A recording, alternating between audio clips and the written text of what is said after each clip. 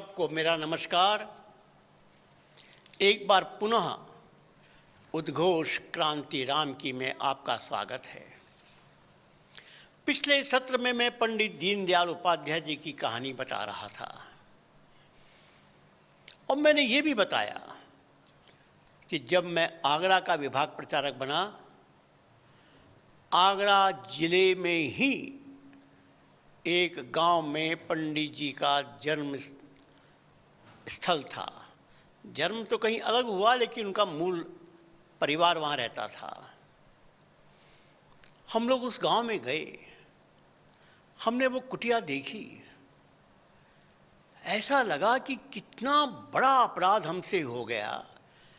इतने निर्धन परिवार में पंडित जी का जन्म हुआ था और इतनी विलक्षण प्रतिभा। बचपन में ही उनके पिता और माँ का देहांत हो गया। मामा के यहाँ वो पढ़े। मामा रेलवे में नौकरी करते थे और इसलिए वो भी मामा के साथ उनका ट्रांसफ़र होता था, उनकी पढ़ाई होती रही। लेकिन एक अनुभव और सुना। मथुरा जिले में वो प्रवास पे आते थे और उनका नियम था कि प्रतिदिन शाखा में जाना चाहिए, लेकिन प्रवास के कारण शाखा में नहीं जा सकते थे। प्रातःकाल गाड़ी में है, प्रातःकाल शाखा नहीं जा सकते, सायंकाल सभा होती है। तो उन्होंने एक नियम बनाया कि चलो कोई बात नहीं, मैं शाखा नहीं जा सकता हूँ तो संघ कार्यालय में तो 5 मिनट के लिए जरूर जा सकता हूँ। तो उन्होंने नियम बनाया था कि वो संघ कार्यालय में 5 मिनट के लिए ही क्यों ना हो वो जाएंगे। मैं जब मथुरा में गया, वहाँ के कार्यकर्ताओं ने पंडित जी के बारे में बहुत सी कथाएं सुनाई। उसमें से एक बात ये बताई कि पंडित जी सायंकाल शाखा में आते थे और उसके पश्चात सारे स्वयंसेवकों को कार्यालय में बैठाकर उनको लेमन जूस का आकर्षण दिखाकर 10-10 पोस्ट कार्ड लिखवाते थे। ये वो समय था जब उनके पास साइक्लोस्टाइल मशीन नहीं थी, जब जनसंघ के पास कोई ऑफिस नहीं था और सूचना भेजने के लिए, पोस्ट कार्ड लिखवाने के लिए कोई कार्यकर्ता रख नहीं सकते थे। तो शाखा में वे स्वयंसेवकों को एक लेमन जूस देकर 10 पोस्ट कार्ड लिखाने का आग्रह करते थे। अब सोचिए, वो थे पंडित दीनदयाल उपाध्याय, जिन्होंने इस देश में राजनीति को एक नई दिशा दी। मित्रों, मैं पंडित जी घटना इसलिए भी सुना रहा हूँ कि जो बात त्रेता युग में विश्वामित्र ने राम जी को कही और राम जी ने विश्वामित्र की बात मानकर वनवास स्वीकार किया, वही बात पंडित जी ने भी आज हम सबको अंत्योदय योजना बताकर उसी का प्रतिपादन किया। अंतिम पंक्ति के अंतिम व्यक्ति का विकास ही देश के विकास की परिभाषा है। इस प्रकार राजनीति में रहते हुए मन में समाज, देश, गरीब, उसकी पीड़ा, बस यही राजनीति को रहते हुए भी तुमको सुधरने का अवसर देगी। तो मैं बता रहा था कि जब हनुमान जी जा रहे थे, राजनीतिक आकांक्षा ने उनकी गति को बंद किया, उन्होंने प्रहार करके उसको समाप्त किया। और इसके बाद हनुमान जी लंका पहुंचते हैं और लंका में एक बड़ा दुर्ग था, उछलकर वहां पहुंच जाते हैं। शिव जी उमा से कहते हैं, पार्वती से कहते हैं कि पार्वती, ये जो तुम देख रही हो, ये कोई इस कपि का प्रभुताई नहीं है, कपि की कोई शाबाशी नहीं है, ये सब तो राम जी की कृपा का प्रसाद है। और स्वयं हनुमान जी ने स्वीकार किया। जब वो वापिस आए, मैं बताऊंगा, उन्होंने यही कहा, हे प्रभु, मैं कहाँ कर रहा था, आप करवा रहे थे, कर आप रहे थे, मुझसे करवा रहे थे। यह भावना मन में रहने वाला व्यक्ति सारी बाधाओं को पार कर जाता है। और यही एक विशेष बात है।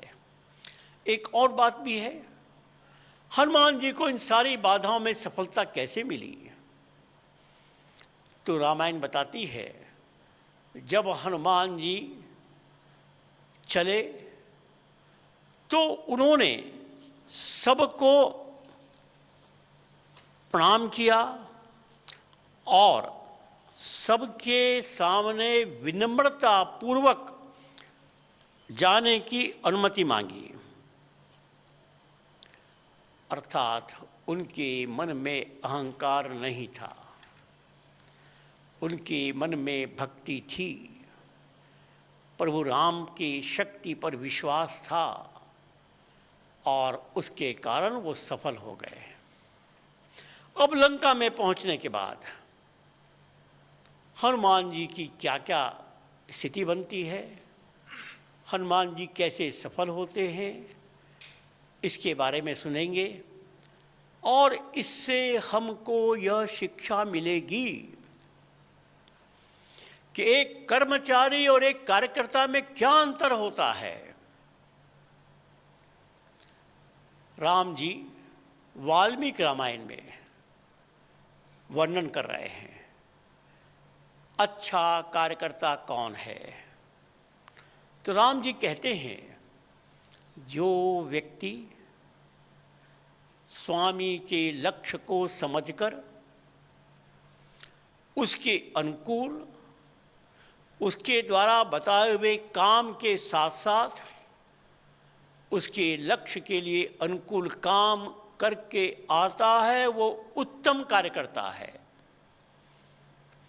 जो व्यक्ति स्वामी के द्वारा बताए हुए काम के साथ कोई अलग सहायक काम नहीं करता है, वो मध्यम कार्यकर्ता है। लेकिन जो व्यक्ति बताए हुए काम को भी करने में आलस करता है, वो सबसे तृतीय श्रेणी का कार्यकर्ता है। हनुमान जी को बताया गया था सीता की खोज करके लाओ, लेकिन हनुमान जी ने वो तो किया ही जो राम जी ने काम कहा था, उसके अतिरिक्त और भी बहुत से काम किए। उसकी चर्चा अब हम लोग प्रारंभ करेंगे। पहले हम हनुमान जी के द्वारा विभीषण की खोज कैसे हुई, इसकी चर्चा करेंगे। चौपाई प्रारंभ करिए। लंका निशिचर निकर निवासा, यहाँ कहाँ सज्जन घर वासा। राम राम तेहि सुमिरन कीन्हा, हृदय हरष कपि सज्जन दीन्हा। तेहि सन्हति करहु पहचानी, साधु ते होई न कारज हानि। कहूँ कवन में परम कुलीना, कपि चंचल सबहि विधिहीना।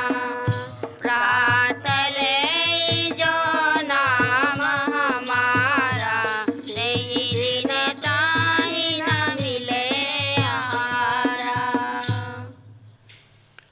हनुमान जी ने सोचा कि सीता तो रावण के महल में ही होगी, इसलिए रात्रि के समय वो पहुँचे थे और रावण के महल में उन्होंने कमरे कमरे का दर्शन किए। कहीं सीता जी सरीखी साध्वी स्त्री के दर्शन नहीं हुए, वो निराश हो गए। प्रातःकाल हो गया और जो ही प्रातःकाल में वो चल रहे थे, उनको किसी एक कुटिया से राम राम का स्वर सुनाई दिया। हनुमान जी को बड़ा आश्चर्य हुआ कि इस राक्षसों की नगरी में राम राम कहने वाला व्यक्ति कौन है। तो वो उस घर में गए, देखा सामने एक तुलसी का पौधा भी है, उनको विश्वास था कोई सज्जन व्यक्ति है। इतने में ही विभीषण जी जग गए थे। और जब हनुमान जी ने उनके दरवाजे को खटखटाया, विभीषण जी उसमें से निकले। विभीषण जी ने देखा एक साधु वेश का व्यक्ति, ब्राह्मण वेश का व्यक्ति सामने खड़ा है। तो विभीषण ने पूछा, आप कौन हैं? और हनुमान जी ने उनसे पूछा, आप और ये राम राम बोलने वाले, आप कौन हैं? दोनों ने अपने अपने परिचय दिए। और जो ही विभीषण ने कहा कि मैं तो राम जी के चरण कमल में अपने को समर्पित करने वाला, इच्छा रखने वाला व्यक्ति हूँ, दुर्भाग्य से मैं रावण का छोटा भाई हूँ और इसलिए बहुत दुखी हूँ। और जो ही विभीषण जी ने कहा तो हनुमान जी को बड़ा आनंद हुआ। हनुमान जी ने बताया कि मैं भी रामदूत हूँ, मैं भी सीता की खोज करने आया हूँ। लेकिन अपने परिचय में एक और नई बात हुई। विभीषण ने कहा कि क्या प्रभु राम मुझको स्वीकार करेंगे, क्योंकि मैं तो सब प्रकार से अधम हूँ, गया बीता हूँ, राक्षस कुल में हूँ, रावण का भाई हूँ। तो हनुमान जी कहते हैं, विभीषण जी मैं कौन सा कुलीन हूँ, अरे मैं भी जाति का बंदर हूँ और केवल एक पेड़ से दूसरे पेड़ में उछलने कूदने के अलावा कुछ नहीं जानता हूँ। और मैं तो ऐसा हूँ कि जो सुबह बंदर के दर्शन कर ले या बंदर का नाम ले ले तो दिन भर उसको भोजन नहीं मिलता। मैं ऐसी जाति का हूँ। जब हनुमान जी ने कहा कि मेरे सरीखे व्यक्ति को प्रभु ने स्वीकार कर लिया, तो फिर आपको क्यों नहीं स्वीकार करेंगे? और फिर हनुमान जी ने कहा कि मुझे सीता की खोज के लिए भेजा है। विभीषण जी ने कहा कि सीता तो अशोक वाटिका में है और मेरी पत्नी, मेरी बेटी उनकी सारी देखभाल कर रही है। उन्होंने अशोक वाटिका का रास्ता बता दिया। और इसके पश्चात फिर हनुमान जी अशोक वाटिका पहुंचते हैं। अशोक वाटिका में जिस पेड़ के नीचे सीता जी बैठी थीं, उस पेड़ के ऊपर पत्तों में वो छुप जाते हैं, बहुत छोटा रूप धारण कर लेते हैं। और सीता जी की अवस्था देखकर मन में बहुत दया आती है, क्योंकि माँ सीता लगभग 1 वर्ष वहाँ बैठी है और सब प्रकार के कष्ट को सहन कर रही है। तो हनुमान जी सोचने लगे कि कैसे मैं अपना परिचय दूं, कैसे मैं जाऊं। ये सोच रहे थे, इतने में रावण आया। उनके साथ और भी कुछ रानियां आई, मंदोदरी भी आई, कुछ उनकी सेविकाएं आई। और रावण ने अपने स्वभाव के अनुसार सीता जी को मनाने की कोशिश की। एक ही बात तो रावण कह रहा था कि सीता तुम मुझको स्वीकार कर लो, मेरी पत्नी बन जाओ, मैं तुमको मंदोदरी से भी ऊपर बनाऊंगा, मंदोदरी सरीखे सब तुम्हारे सेवा करेंगे। सीता ने केवल मना ही नहीं किया, इतने क्रोध से उत्तर दिया, अरे पापी, तुम्हारे मन में ये विचार, राम जी तुमको दंड जरूर देंगे। ये सुनकर रावण को और गुस्सा आ गया और रावण ने तलवार निकाल ली। हे सीते, अभी तुम्हारे 2 टुकड़े करता हूं। मंदोदरी ने उसका हाथ पकड़ लिया। रावण गुस्से में वापस चला गया, कहा कि सीते 1 महीने का नोटिस, 1 महीने में तुमने मेरी बात नहीं मानी तब मंदोदरी को साथ लेकर नहीं आऊंगा। तुम्हारे 2 टुकड़े कर दूंगा। अब प्रश्न उठता है कि हनुमान जी सब देख रहे हैं, जिस मां सीता को लेने के लिए, समाचार लेने के लिए वो आए थे, उसके ऊपर रावण का ये अत्याचार हनुमान जी अपनी आंखों से देख रहे हैं, लेकिन हनुमान जी चुपचाप सहन भी कर रहे हैं। प्रश्न उठता है, हनुमान जी चाहते तो कूद कर निकल आते और रावण के 2 टुकड़े वहां कर देते। हनुमान जी ने क्यों नहीं किया? लोग उत्तर देते कि हनुमान जी को इसका आदेश नहीं था। हनुमान जी को राम जी की आज्ञा थी केवल सीता की खोज करने का। तो मेरा दूसरा प्रश्न है कि राम जी ने तो केवल सीता की खोज करने के लिए कहा था, लंका जलाने के लिए किसने कहा था? जंगल उजाड़ने के लिए, अशोक वाटिका उजाड़ने के लिए किसने कहा था? अक्षय कुमार को मारने के लिए किसने कहा था? रावण के दरबार में जाने के लिए किसने कहा था? ये सब काम हनुमान जी ने बिना राम जी की आज्ञा की किया कि नहीं किया? हाँ, किया। तो फिर रावण को क्यों नहीं मारा? मित्रों, हनुमान जी की बुद्धिमत्ता की पराकाष्ठा है। हनुमान जी जानते थे कि राम जी रावण को मारने नहीं आए हैं, इस देश में राम राज स्थापित करने आए हैं। और राम राज स्थापित होता है जब लाखों लोगों का बलिदान होता है, जब लाखों लोग त्याग करते हैं। मैं यदि रावण को मारूंगा तो रावण मर जाएगा, रामराज नहीं आएगा। इसलिए हनुमान जी चुपचाप रहे। रावण चला गया। अब हनुमान जी ने सबसे पहले जो मुद्रिका उनके हाथ में थी उसको सीता माँ के पास ऊपर से डाला। मुद्रिका को देखते ही माँ सीता अचंभित हो गई। अरे, ये तो भगवान के हाथ की मुद्रिका है, उसमें राम लिखा हुआ है। वो तो पहचान गई, ये यहाँ कैसे? वो इधर उधर देखने लगी और हनुमान जी पर बैठकर राम राम राम राम, श्री राम जय जय राम बोलने लगे। अरे, कौन है यहाँ पर? अरे, तुम कौन हो? आओ, मेरे सामने आओ, तुम राम राम बोलने वाले कौन हो? हनुमान जी कूद कर आ गए और प्रणाम किया। माँ, मैं तुम्हारा बेटा हूँ, रामदूत हूँ, मेरा नाम हनुमान है। प्रभु ने तुम्हारे समाचार लेने के लिए भेजा। पहले तो सीता जी को बहुत संकोच हुआ, उन्होंने एक प्रकार से उनसे पर्दा किया कि पता नहीं कौन बंदर आ गया। तो पहला प्रश्न सीता जी ने यही पूछा, अरे राम जी तो मानव है और तुम बंदर हो, ये मानव और बंदर की दोस्ती कैसे हुई?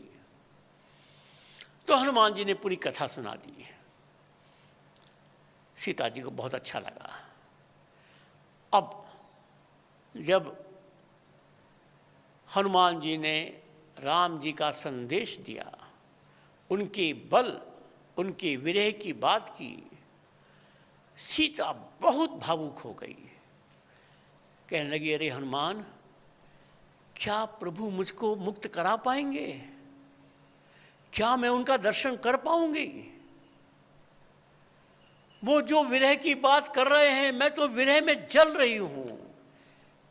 और 1 महीने का नोटिस तुमने सुन लिया, 1 महीने में क्या वो मुझको मुक्त करा पाएंगे? हनुमान ने कहा, अरे माँ, क्यों चिंता कर रहे हो? राम जी के सेना में इतने बड़े बड़े वीर हैं कि रावण की सारी सेना को चकनाचूर कर देंगे। क्या कह रहे हो हनुमान? तुम्हारी तरह का बंदर?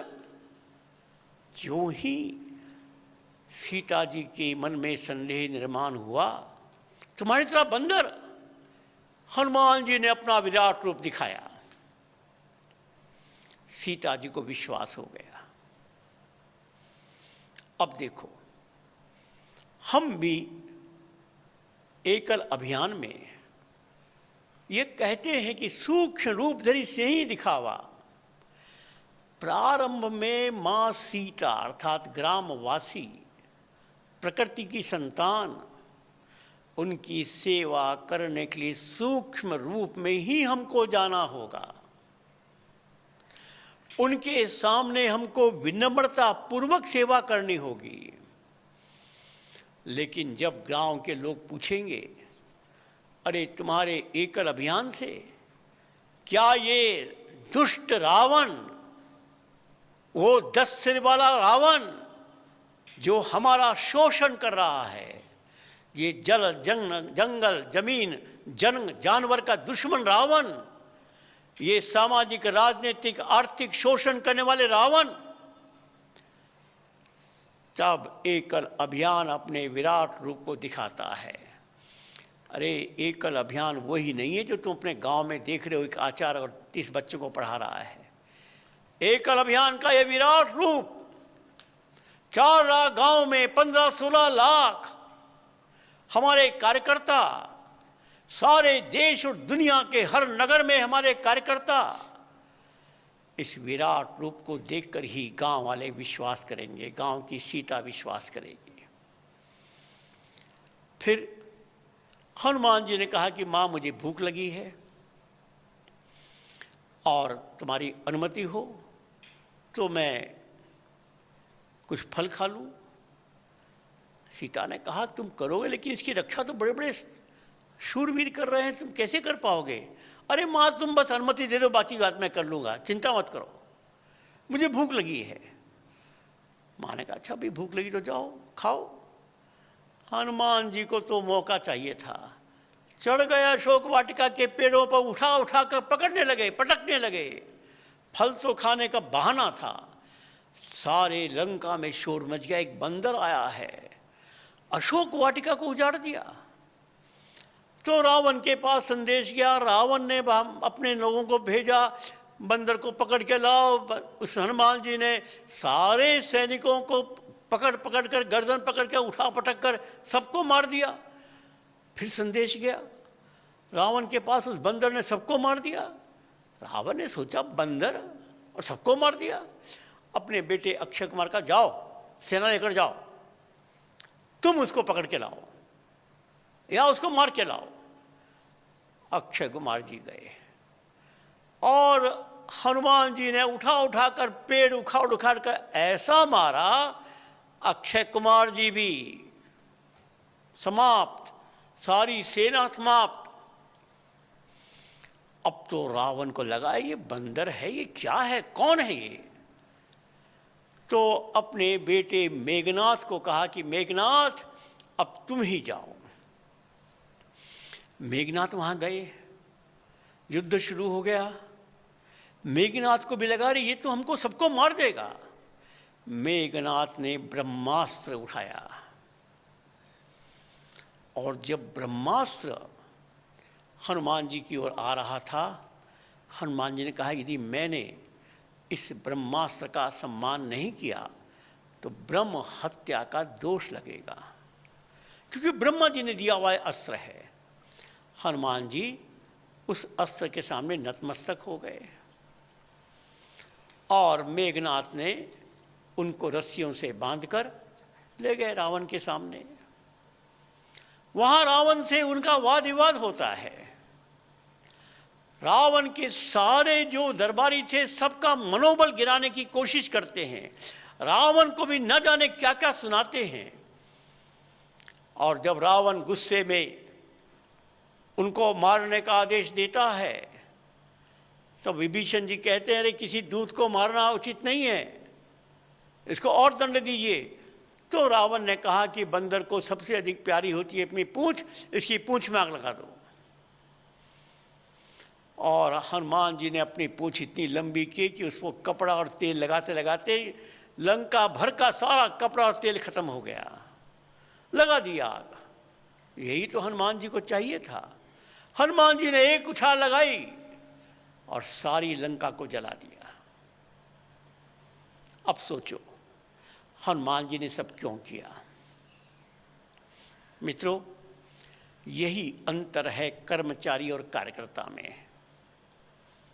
हनुमान जी को मालूम था कि प्रभु राम इस लंका पर चढ़ाई करेंगे, युद्ध होगा और युद्ध में समाज का मनोबल सबसे बड़ा होता है। देखो हमारे देश में इस समय चीन ने हमला किया है। चीन से सीमा पर लड़ेगी सरकार की सेना। सरकार है राजनीतिक नेताओं की। सरकार का मनोबल बनाती है समाज का मनोबल। समाज का मनोबल ऊंचा तो राजनीतिक नेताओं का मनोबल ऊंचा। राजनीतिक नेताओं का मनोबल ऊंचा तो सरकार का मनोबल ऊंचा। और सरकार का मनोबल ऊंचा तो सरकार की सेना का मनोबल ऊंचा। तब सेना युद्ध करती है। उसी सिद्धांत के हिसाब से हनुमान जी ने लंका वासियों के मनोबल को गिराने के लिए सारा ही उपक्रम किए। अक्षय कुमार को मारा और रावण के दरबार में जाने का बहाना भी उनको मिल गया मेघनाथ के द्वारा। और उसके दरबार में सारे दरबारियों के सामने रावण को जैसा भी भला बुरा सुनाना था सुनाया। सबको लगा रे राम जी का एक छोटा सा बंदर, यदि ऐसा है तो राम जी की सेना कैसी होगी। और हनुमान जी ने कह भी दिया, रहे मैं तो बहुत सामान्य व्यक्ति हूँ, मुझसे भी बड़े बड़े लोग वहाँ शामिल हैं। सारे दरबारियों का मनोबल समाप्त। और लंकावासी जब देखा एक बंदर ने सारी लंका को खाक कर दिया, सारे लंका वासियों का मनोबल समाप्त हो गया। यह है हनुमान जी की विशेषता। मित्रों, हमको भी हनुमान बनना है। इसका मतलब क्या है? हमारे प्रत्येक परिवार को हनुमान परिवार बनना है। प्रत्येक परिवार के युवक को हनुमान बनना है। और 10 हनुमान के बीच में एक युवा योद्धा बनना है। क्योंकि यह चीन का हमला केवल बाह्य हमला ही नहीं है, आंतरिक हमला भी होगा। होगा क्या, हो रहा है। उनके सारे जो एजेंट हैं, ये साम्यवादी, माओवादी, नक्सलवादी, ये अर्बन नक्सल, ये बड़े बड़े पत्रकार, ये सेकुलर वाले लोग, ये जिहादी लोग, ये चर्च के लोग, ये सब मिलकर हमारे देश का मनोबल गिराने की कोशिश कर रहे हैं। आप देख रहे होंगे रोज के अखबार में कांग्रेस के नेता श्रीमान राहुल गांधी वही भाषा बोल रहे हैं जो भाषा चीन बोल रही है। पिछली बार कश्मीर के मुद्दे पर ये वही भाषा बोल रहे थे जो इमरान खान बोल रहे थे। ये कांग्रेस का नेतृत्व ही इस कौरव सेना का धृतराष्ट्र है। और इसलिए मोदी जी को बदनाम करने के लिए, देश को बदनाम करने के लिए अब तो अखबारों में ये आ गया है कि कांग्रेस का एक समझौता चीन की कम्युनिस्ट पार्टी से हुआ और चीन के दूतावास से कांग्रेस को बहुत बड़ा धन मिलता है। राजीव गांधी फाउंडेशन के दानदाताओं में उनकी नाम प्रकाशित हो चुके हैं। और जब हमारे देश पर संकट था तब कांग्रेस के नेता राहुल जी चीन के एम्बेसी में जाकर उनसे बात कर रहे थे। अर्थात यह जो चीन के समर्थक देश के अंदर देश के दुश्मन हैं, इनसे हमको लड़ना है। और हमको लड़ना माने, हम माने कौन? हनुमान परिवार। 10 करोड़ हनुमान परिवार, 8 करोड़ गांव में, 2 करोड़ शबरी बस्ती में।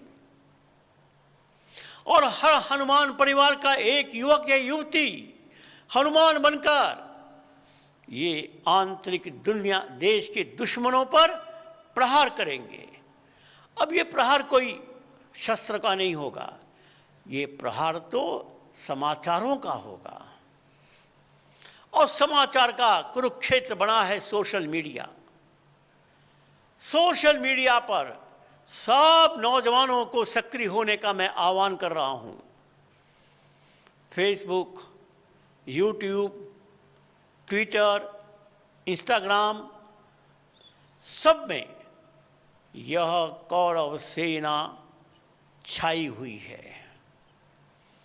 इसको जवाब देने वाले लोग वहाँ बहुत कम हैं और दुर्भाग्य सारे युवा सोशल मीडिया में इन कौरव सेना से प्रभावित होकर उनका मनोबल कमजोर हो रहा है। इसलिए हमको इस युद्ध को जीतने के लिए इस कुरुक्षेत्र पर हावी होना पड़ेगा। हिंदुस्तान के लोगों का मनोबल ऊंचा करना पड़ेगा। ये मनोबल ही किसी भी देश में संकट की सबसे बड़ी ताकत होती है।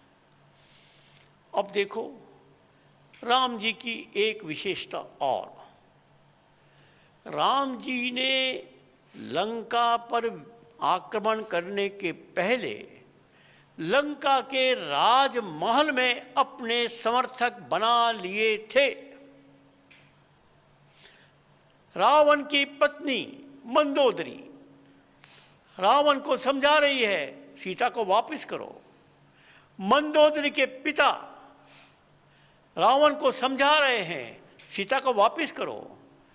और एक त्रिजटा नामक राक्षसी जो सीता की देखभाल करने वाले दल की प्रमुख थी, वो त्रिजटा भी सपने में देख रही है, अपने लोगों को बता रही है, मैंने कल सपना देखा था, एक बंदर आएगा सारी लंका को जलाएगा। अर्थात ये होती है कूटनीति। दुश्मन पर हमला करने के पहले दुश्मन के सारे साथियों को अपना समर्थक बनाओ। विभीषण को तो राम जी ने अपना साथी बना ही लिया, लेकिन रावण के परिवार में भी अपने समर्थक बनाए, रावण के कर्मचारियों में भी अपने समर्थक बनाए।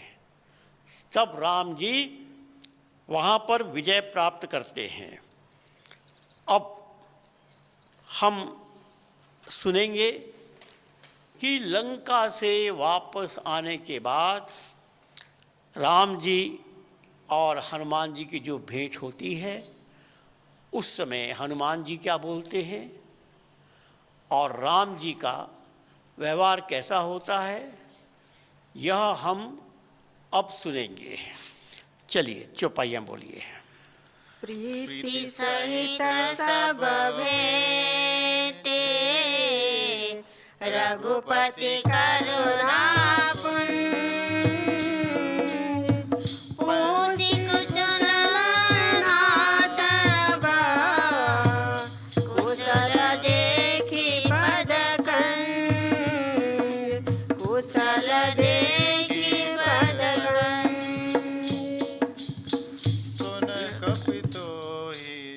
सुन कपित ही समान उपकारी, नहीं कौन सुर नर मुनि तनु नारी। प्रति उपकार करो का तोरा, सन्मुख होई न सकल मन मोरा। सुन सुत सोई उरन में नारी, देखऊं करि विचार मन माही।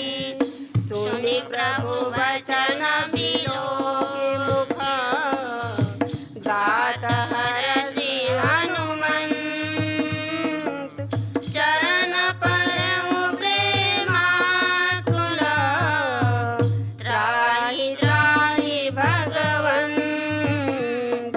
त्राहि त्राहि भगवंत। हनुमान जी वापिस आए और समुद्र के किनारे सब लोग प्रतीक्षा कर रहे थे। लेकिन हनुमान जी आते समय हर्षित होकर एक प्रकार से आवाज करते हुए आ रहे थे। जामवन जी समझ गए कि हनुमान प्रसन्न होकर आ रहा है, अर्थात काम बन गया। और जो ही हनुमान जी ने सारी बातें बताई, सब बड़े प्रसन्न हो गए। सब बड़े मस्त हो गए और मस्ती में क्या किया, तो एक बहुत अच्छा बगीचा था सुग्रीव का। अंगद और उनके सब साथी उस बगीचे में घुसकर सारे बगीचे को उजाड़ दिया, जैसे हनुमान जी ने अशोक वाटिका उजाड़ी। खूब मस्ती की। ये समाचार सुग्रीव के पास पहुंचा, अंगद जी के नेतृत्व में सारा बगीचा उगाड़ दिया। सुग्रीव ने कहा कि ये कुछ शुभ समाचार है, अर्थात वो इतने प्रसन्न हैं, बिना शुभ समाचार के प्रसन्न नहीं हो सकते। और इसलिए जो ही हनुमान जी सामने आते हैं तो जामन जी राम जी को सारी कहानी सुनाते हैं। अब राम जी के 3 व्यवहार को जरा ध्यान से सुनिए। पहला, जितने भी अन्य सैनिक गए थे, अन्य लोग थे, राम जी ने सबको कुशल क्षेम पूछा, सबको स्नेह दिया, सबको प्रेम पूर्वक मिले। अब जब हनुमान की बारी आई तो राम जी वाल्मीकि रामायण में कहते हैं, हनुमान तुमको देने के लिए मेरे पास कुछ नहीं है, केवल एक ही है, आलिंगन। और राम जी ने हाथ बढ़ाया, हनुमान को आलिंगन में बांध लिया। प्रभु के आलिंगन से बड़ा और कौन सा पुरस्कार हो सकता है। लेकिन उससे बात, तीसरी बात और बड़ी हो गई। राम जी कहने लगे, हनुमान तुम्हारे ऋण से मैं कभी उऋण नहीं हो पाऊंगा। मैंने देख लिया है, जितने भी मुनि हैं, जितने भी लोग हैं, सबको समझ लिया, तुमसे बड़ा उपकारी और कोई नहीं है। हनुमान जी की प्रशंसा शुरू कर दी। जो ही हनुमान जी की प्रशंसा शुरू की, हनुमान जी क्या करते हैं, हनुमान जी त्राही त्राही मां मुझे बचाओ बोलते हैं। राम जी की चरणों में गिर जाते हैं, हे प्रभु मुझे बचाओ, त्राही त्राही भगवंता मुझे बचाओ। क्यों? क्योंकि हनुमान जी जानते हैं कि जब कोई बड़ा व्यक्ति प्रशंसा करता है, अहंकार पैदा होता है और अहंकार पतन का रास्ता दिखाता है। मित्रों, यह सिद्धांत हमारे संगठन में भी लागू होता है। जब कोई बड़ा अधिकारी, हमसे श्रेष्ठ अधिकारी हमारी प्रशंसा कर रहा है, समझ लो तुम्हारे पतन का रास्ता खुल रहा है। क्योंकि ये प्रशंसा अहंकार पैदा करेगी और अहंकार तो पतन के रास्ते पर ही तुमको ढकेलेगा। मैं एक उदाहरण देता हूँ। जैसे मेरे साथ इस समय कुछ कार्यकर्ता हैं। कुछ वर्षों के पहले एक रंजीत नाम का कार्यकर्ता था, उसको हम लोग प्यार से छोटू बोलते थे, और वो मेरे साथ साउंड सिस्टम लेकर चलता था। अयोध्या में मेरे कार्यक्रम हुए, वहाँ पर साउंड सिस्टम में कुछ खराबी आ गई, काम नहीं किया। उसके बाद हम लोग कानपुर गए थे। कानपुर में उन्होंने जो उसमें तार आदि खराब हो गया था उसको ठीक किया, और वहाँ वो साउंड सिस्टम बहुत अच्छा काम किया। मैंने वहाँ के कार्यक्रम के बाद छोटू को शाबाशी, छोटू तुम्हारा साउंड सिस्टम बहुत बढ़िया था। छोटू हाथ जोड़ कर खड़ा हो गया कि भाई साहब, श्याम जी, साउंड सिस्टम की प्रशंसा मत करिए, आप जिसकी प्रशंसा करते हैं वो बिगड़ जाता है। आप इस साउंड सिस्टम की प्रशंसा करेंगे, ये बिगड़ जाएगा। मैंने सोचा छोटू इतनी बड़ी बात कर रहा है। मेरे दिमाग में अनेक नाम ऐसे आ गए, और बिल्कुल सच हुआ। जिनकी मैंने जरा अधिक प्रशंसा की, वे बिगड़े ही नहीं, छोड़ के चले गए, रह भी नहीं पाए। क्योंकि प्रशंसा को सहन करने वाले पात्र में ताकत चाहिए।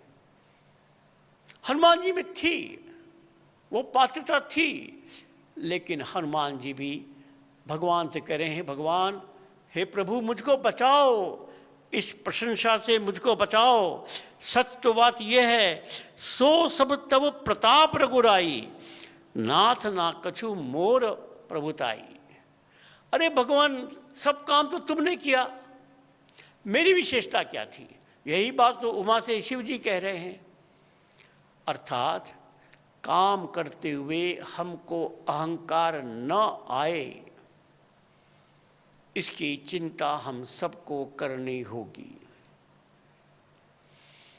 मैं भी अपना एक उदाहरण देता हूँ। मैं जब सबसे पहले अमेरिका गया तो स्वाभाविक है कि एकल के बारे में बड़ी प्रशंसा होती थी, अच्छे अच्छे बड़े बड़े कार्यक्रम होते थे, बहुत लोग आते थे और मेरे परिचय में प्रशंसा की जाती थी। मुझे भी डर लगता था इस प्रशंसा से मेरा भी दिमाग खराब होता है, क्योंकि 3 महीने में था अमेरिका में, रोज़ अपनी प्रशंसा सुनना है, कैसे बचा जाए, कोई उपाय ध्यान में नहीं आ रहा था।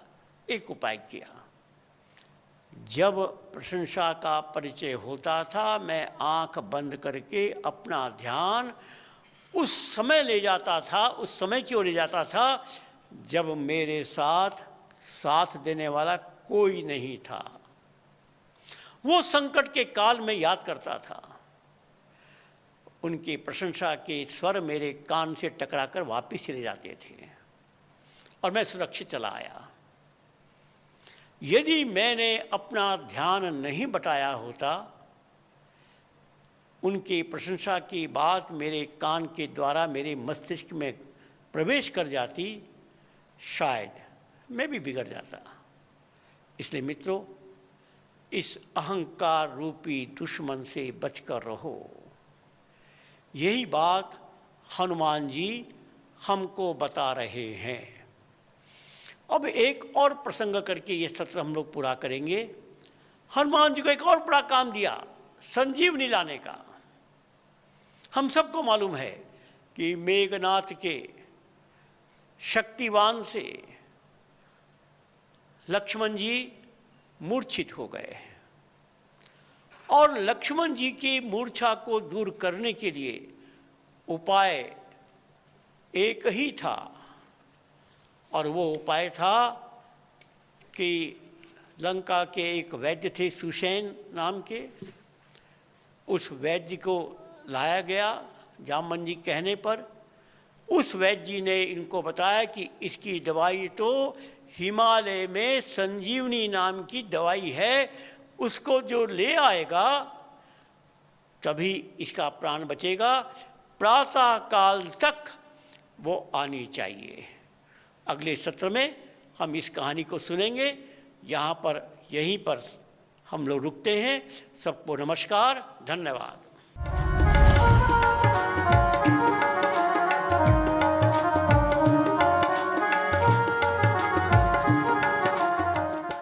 स्वावलंबी स्वाभिमानी भाव जगाना है, स्वावलंबी स्वाभिमानी भाव जगाना है। चलो गाँव की ओर हमें देश बनाना है, चलो गाँव की ओर हमें देश बनाना है। हर घर में गौ माँ की सेवा, पशुधन का हो पालन, गंगा माँ की रक्षा से हो धरती माँ का पोषण। बने औषधि गौमूत्र से, खाद ईंधन गोबर से, स्वच्छ रहेंगे स्वस्थ रहेंगे भाव जगाना है। जड़ी बूटी से खुशहाली हर गाँव में लाना है। स्वावलंबी स्वाभिमानी भाव जगाना है। चलो गाँव की ओर हमें फिर देश बनाना है, चलो गाँव की ओर हमें फिर देश बनाना है।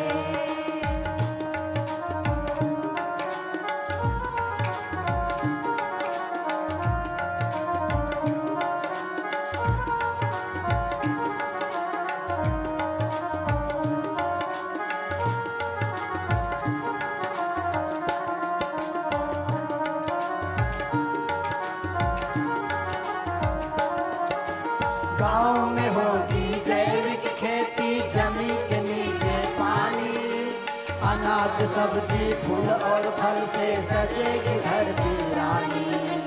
कोई न होगा भूखा प्यासा, पूरी होगी सबकी आशा। स्नेह और सहकारिता का भाव जगाना है, कृषि आधारित समृद्धि हम गांव में लाना है।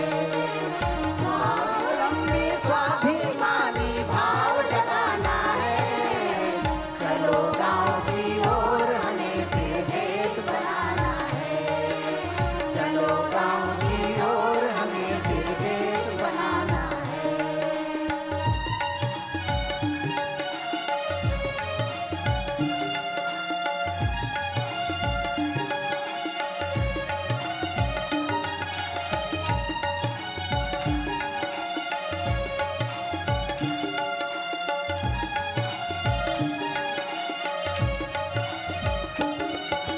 ग्राम उद्योग विस्तार से सबका निश्चित हो रोजगार, जिए सादगी से सब रखे मन में उच्च विचार। गाँव का हर बच्चा हो शिक्षित, हर युवा संस्कार सुरक्षित। ग्राम सभ्यता की जय हो यह भाव जगाना है, राम राज्य के सपने को साकार दिखाना है। स्वावलंबी स्वाभिमानी भाव जगाना है, चलो गांव की ओर हमें फिर देश बनाना है। चलो गांव की ओर हमें फिर देश बनाना है।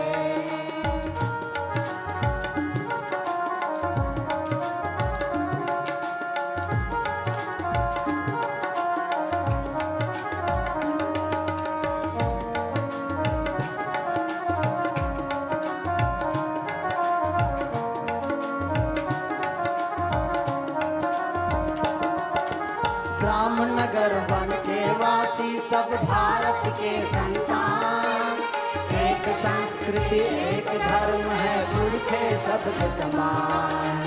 ऊंच नीच का भेद भुलाकर, कंधे से कंधा मिलाकर, समरसता का गीत गाकर कदम बढ़ाना है। इस हेतु से तन मन धन जीवन लगाना है। स्वावलंबी स्वाभिमानी भाव जगाना है, स्वावलंबी स्वाभिमानी भाव जगाना है। चलो गांव की ओर हमें फिर देश बनाना है। चलो गांव की ओर हमें फिर देश बनाना है। चलो गांव की ओर हमें फिर देश बनाना है। जय हनुमान जागो हनुमान, जय हनुमान जागो हनुमान, जय हनुमान जागो हनुमान। जय हनुमान जागो हनुमान। हनुमान जगाओ रे राम राज लाओ रे। हनुमान जगाओ रे राम राज लाओ रे। हनुमान जगाओ रे राम राज लाओ रे। हनुमान जगाओ रे राम राज लाओ रे।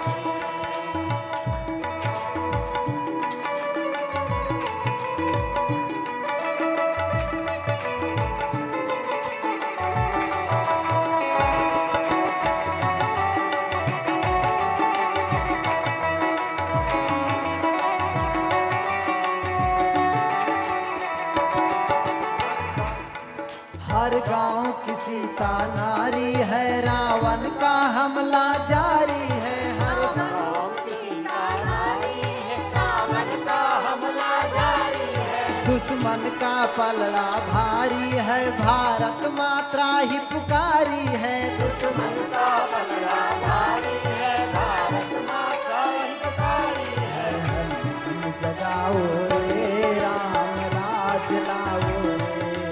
हनुमान जगाओ रे राम राज लाओ रे।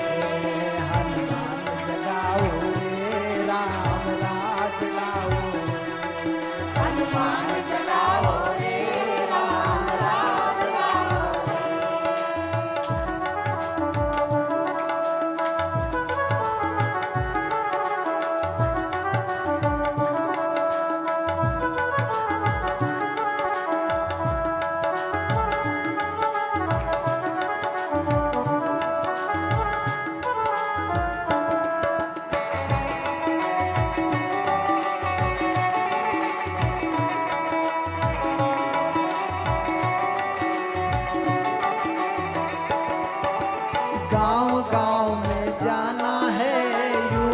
शक्ति जगाना है। गाँव गाँव में जाना है, युवा शक्ति जगाना है। रावण को भगाना है, सीता को छुड़ाना है। रावण को भगाना है, सीता को छुड़ाना है। हनुमान जगाओ रे, राम राज लाओ रे। हनुमान जगाओ रे, राम राज लाओ रे। हनुमान जगाओ रे, राम राज लाओ रे। हनुमान जगाओ रे, राम राज लाओ रे।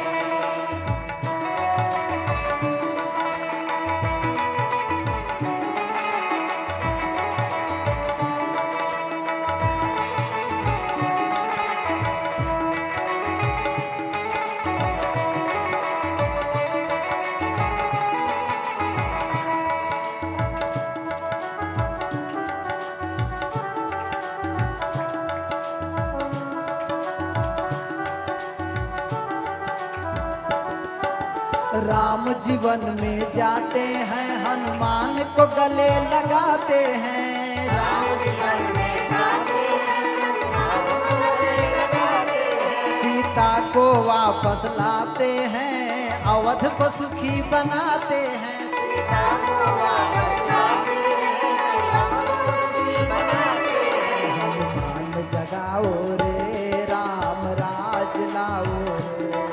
हनुमान जगाओ रे, राम राज लाओ रे। हनुमान जगाओ रे, राम राज लाओ रे। हनुमान जगाओ रे, राम राज लाओ रे।